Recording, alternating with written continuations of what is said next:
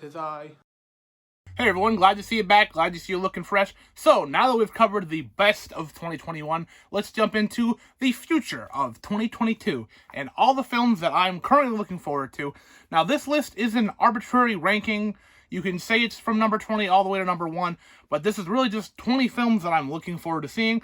Some of them I'm sure will get pushed back, some of them I'm sure will be bad. Maybe my 20 films here will be my top 20 that I'll talk about in the next year. Probably not. That chance is extremely small, but hey, stranger things have happened. But enough rambling, let's just jump right into this mess. And starting off here with this discussion, we have the Super Mario Bros. Movie. Now, this cast is insane in a normal movie. This cast is absolutely bonkers when talking about a Mario movie. I couldn't believe it when, during a direct, they showed off this cast like it was a totally normal thing, and it wasn't the weirdest casting I've ever seen in my entire life, and I need to see it because of just how weird it's gonna be. I hope it's not some weird stock nonsense with who's making it. I wish they would have picked a better animation team to make it, but that's besides the point. I just hope it's really weird or really good. I don't want it to be boring, if that's any sense of security on that movie. Another one that I really hope isn't boring, or even bad, I guess, on this one, is the new Dragon Ball film, Dragon Ball Super Hero, which is the newest anything of Dragon Ball we've seen since Dragon Ball Super Broly. I'm excited to see this, mostly because of that, because the animation looks weird. I don't like that they're going all CG and not hand-drawn. There's been CG elements before in Dragon Ball, but really this is not how I think Dragon Ball should look. But hey, maybe they'll prove me wrong. Maybe it'll be really good. Maybe it'll be better than Broly. Wouldn't that be something? Because I absolutely adore that movie. And they could prove me wrong. They said it nonetheless. A film that I want to talk about that I feel like it's going to get pushed back. If I was a betting man, this would be the one I would say would get pushed back. And that's Creed 3. The only reason it's down this low is because of that fact. I love the Creed movies. If this movie does happen, I'm sure it's going to be really good. It has Michael B. Jordan directing as opposed to just starring, and that's really cool to see. 2 was, kind of formulaic, but it took the story in a really cool way, and I don't know how they're going to do 3, but I'm excited to see it, and it'll probably be really good. Just don't flub up the trilogy. If they make this one good, this is going to be like one of the best trilogies in modern film. For me, anyways, I'm sure a lot of people think these are just pretty good, but I adore these movies. Film that got pushed back, as opposed to I think is going to get pushed back, is Jaxs Forever. There hasn't been a Jackass in a long time, and, with the cast being kind of broken up and not everyone's returning for a multitude of reasons, there's still a lot to look forward to from these guys. I was right around the perfect age when I discovered these. I was like 13. These had pretty much passed me by. They're pretty much from the generation prior. But when I was around 13, I was like, I've heard those were funny, and they just hit me in the right way to where I've been a fan for years. I really hope that this one kind of keeps that legacy alive. I didn't think Bad Grandpa was that good. I thought it was okay. But I think this one could really, keep that legacy going. We have a slew of superhero films kind of right in a row. I'm going to, go through these really quickly because I like them all for kind of the same reason. Black Adam and Aquaman and the Lost Kingdom, both new DC films. Black Adam, I feel like, has been coming for the last 7 years, so that'll be cool to finally see. And Aquaman was a huge surprise when it came out, so I'm excited to see what Momoa does next with that character. We also have Morbius, which unfortunately just got pushed back. It was supposed to come out in January, which doesn't bode too well, but it's still going to be at least hopefully weird. And that's what I'm hoping from this weird Sony SpiderVerse thing they got going on. Make it weird, at least. And then back to DC with DC League of Super Pets. This film looks like a normal kid's film, but honestly, I was a big fan of Crypto as a child. I'm a big fan. I didn't, adore the show, but anytime it was on, I was excited to see it. Seeing him on the big screen, that's fun. I missed Crypto and Ace the Bat Hound. It was cool to see them getting their own movie. DC animated movies have surprised me before. This could honestly be great. It probably is just going to be kind of whatever, but it might be great. Babylon is another film I have so low because I don't think it's going to come out. I have more faith in this one than I do with Creed 3. This is a new Damien Chazelle film, who's one of my favorite directors, and if it does come out, I'm sure it's going to be absolutely spectacular, but I really haven't heard much else about this film other than it's going to exist, and it'll probably come out this year, but that's it. I don't even know the cast. I don't want to know the cast. I kind of know the general, it's set in Hollywood, whatever. I don't want to know anything about it. The more blind I can go into this, the better, I feel. The Northman Robert Eggers' new film. I was not, don't hate me, I was not a huge fan of The Lighthouse. Spectacular on a technical level, just the story kind of bored me, unfortunately. This seems like the type of thing that would like hook me in. So let's go. Let's see what you got. That like cold aesthetic that he normally has, I feel like would really work with this setting. And I am all for hopping on a director train that I'm not already there. So if he can win me over, that's all the better. From a director I'm not a huge fan of to a director I am, Jordan Peele's new film, Nope. This is another one that the less I know about it, the better. I didn't know anything about Us pretty much going into it, and I had a great time. I didn't know much about Get Out when going into it, and I had a fantastic time.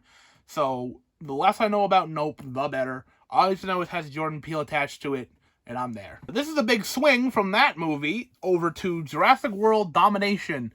Now, the last Jurassic World film, which came out a while ago, just thinking about it, like, feels like we just had one, but it's been a while since the last Jurassic World film, and this one's gonna be, hopefully, absolutely insane with the scope that they're going for. The last movie I wasn't a big fan of, but it ended in a really cool spot, and now we get to see where, hopefully, that weird, like, pushing chapter, the chapter that didn't really need to be a chapter, just needed to get us from A to C, that B part, and now we're at C, and let's see what C has to offer. Let's just go nuts. Have some fun. This next one feels weird to talk about because it's coming out like today, if you're watching this on when this video comes out, is Scream. And it's like a reboot, sequel, something to the Scream original. These are super meta slasher films that know they're slasher films, but also don't know they're films. They just kind of know the slasher tropes.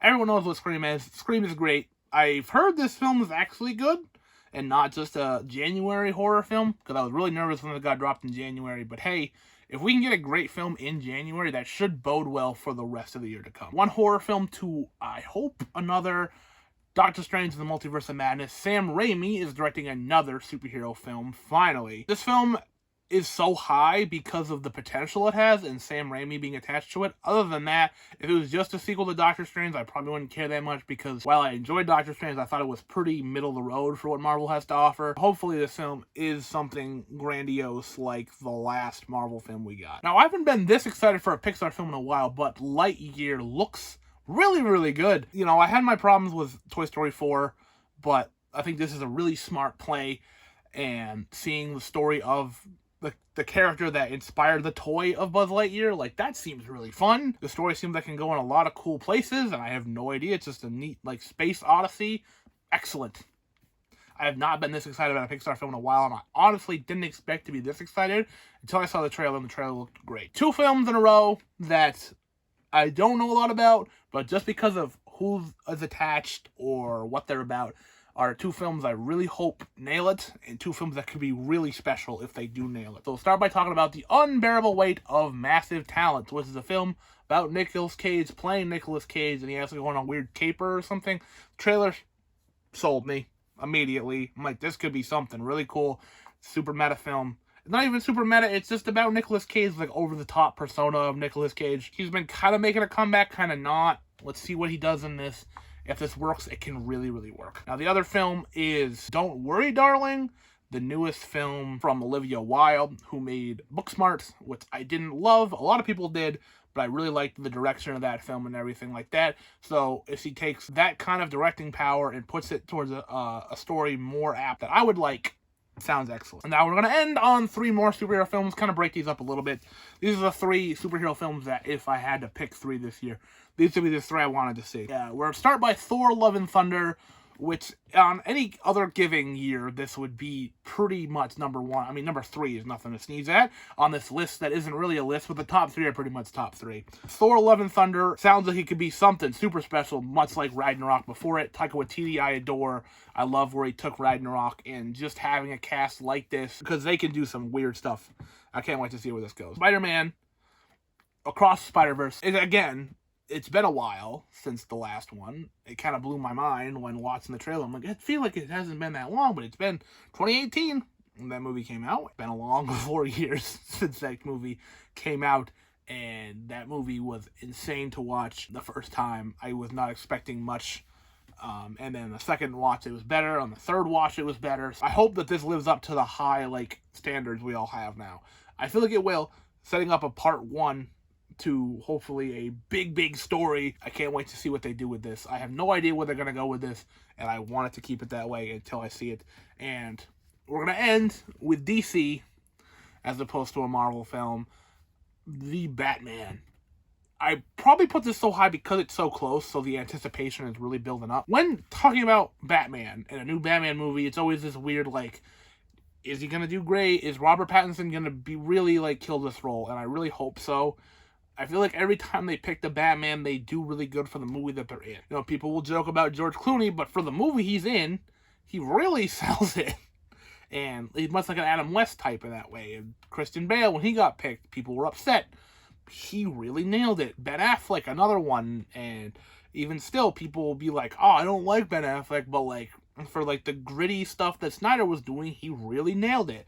So I feel like Pattinson's is a really good actor. He can really nail this.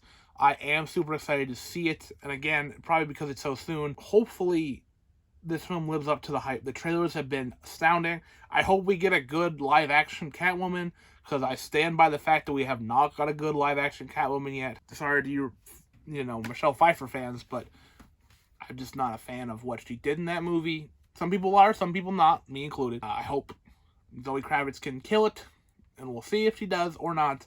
But anyways, The Batman comes out very soon, and I'm super excited, and all of these films I'm really excited to see. I feel like this is going to be a really good year. When looking forward to a year, it's hard to, like, pick and choose, like, what you're most excited to see and all that, choosing 20. So I feel like I've gotten a nice collection of 20 here. I try not to include everything, like popcorn and stuff. Like, there's a new Sonic movie I didn't include here. You can talk about that as well. So yeah, we'll see what happens in this year. Hopefully it'll be another really good year. Last year was pretty good. Let's try to keep that streak alive, and let's look forward to the future. And thank you all so very much for watching. And as always, like this if you like this, subscribe if you haven't already, and I will see you at some point.